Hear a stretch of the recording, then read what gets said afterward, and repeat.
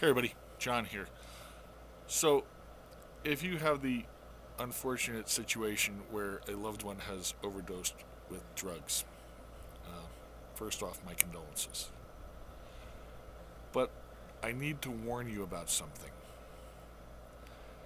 The most dangerous thing you can do now as a parent, caregiver, spouse, brother, boyfriend, girlfriend, whoever you are in relation to this person, the most dangerous thing you can do now, most likely, is to clean up where they lived. All right?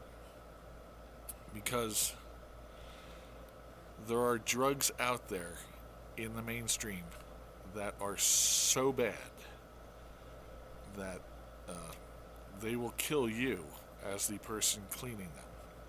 Fentanyl is the prime culprit. If you get a piece of fentanyl on your clothing that is the size of one of these grains of sand, and you wind up ingesting that, you will drop dead right there and then. And if you think I'm lying, I'm going to provide a couple of links down below to some newspaper articles and maybe some other videos of situations where that is the case. The other problem you could be dealing with is methamphetamine residue. As you know, they talk about cook labs being like basically contaminated, toxic wastelands.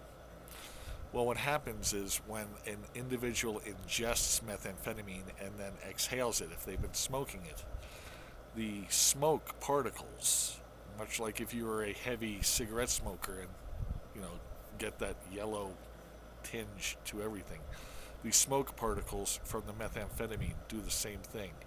And so what you wind up doing is having everything in the house, apartment, bedroom, whatever, lightly coated with these toxic chemicals that are a result of burning the methamphetamine.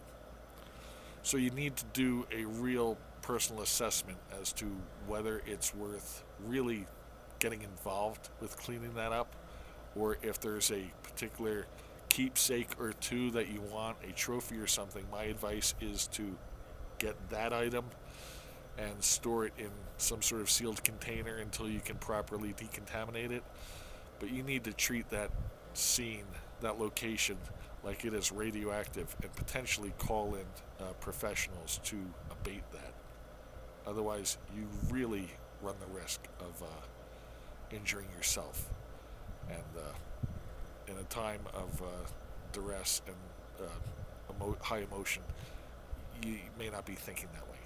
Anyway, if you have any questions or comments, do me a favor, leave them down below. Otherwise, like I said, I'll provide some links to some articles and stuff that will shock you about how toxic some of this stuff is. And what I'm saying is not necessarily that your loved one did these bad chemicals.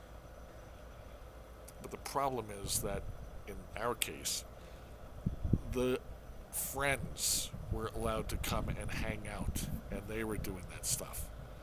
And so, as I said before, your loved one is only as safe as the people that they're hanging out with. So, whatever. Anyway, comments down below. Otherwise, we'll talk to you later. Thanks. John out.